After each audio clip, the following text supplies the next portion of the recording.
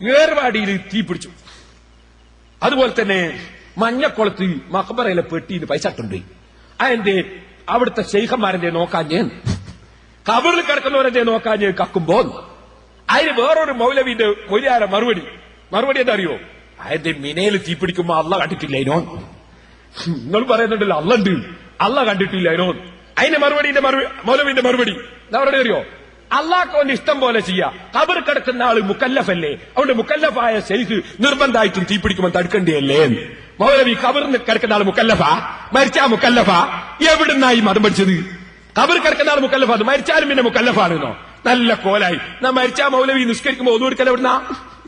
മുക്കല്ലഫിന് നിർബന്ധമായ സംഗതി നിസ്കാരം. ഒരു ചെറിയ 2ാം ക്ലാസ്സിലെങ്കിലും പഠിച്ചില്ലല്ലേ മൗലവി? മരിച്ചാ മുക്കല്ലഫാണെന്നോ? ഇവിടെ വന്ന് പ്രസംഗിച്ച വിവരക്കേടാ ഞാൻ പറയുന്നത്. നോക്കാം മൗലവി പ്രസംഗിച്ച വിവരക്കേട്. പിന്നെ മൂപ്പരെന്താ പറഞ്ഞറിയോ?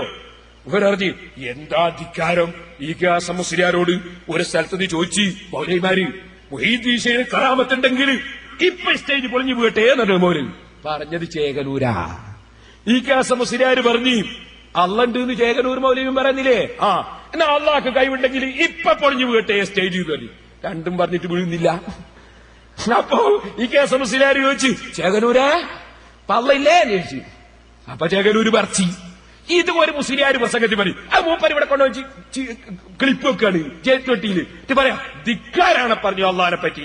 മൗലവി ഇബ്രാഹിം നബി അലൈഹി ഇസ്ലാം സൂര്യനെയും ചന്ദ്രനെയും ചൂണ്ടിയിട്ട് ഹാദാ റബ്ബി എന്ന് പറഞ്ഞു. ധിക്കാരാണോ? എന്താ ഇതിനർത്ഥം? ഹാദാ റബ്ബി എന്ന് ഞാൻ പറയുന്നു, റബ്ബല്ലാന്ന് നിങ്ങൾക്ക് തെളിയിച്ചു തരാൻ വേണ്ടി. ഹാദാ റബ്ബി എന്ന് പറയുമ്പോൾ ധിക്കാരാവൂല.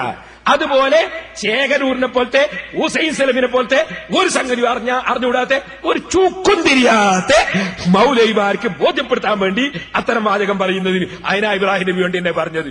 അതിനാ ഖുർആനിൽ അല്ലാഹു ഉദ്ധരിച്ചതും.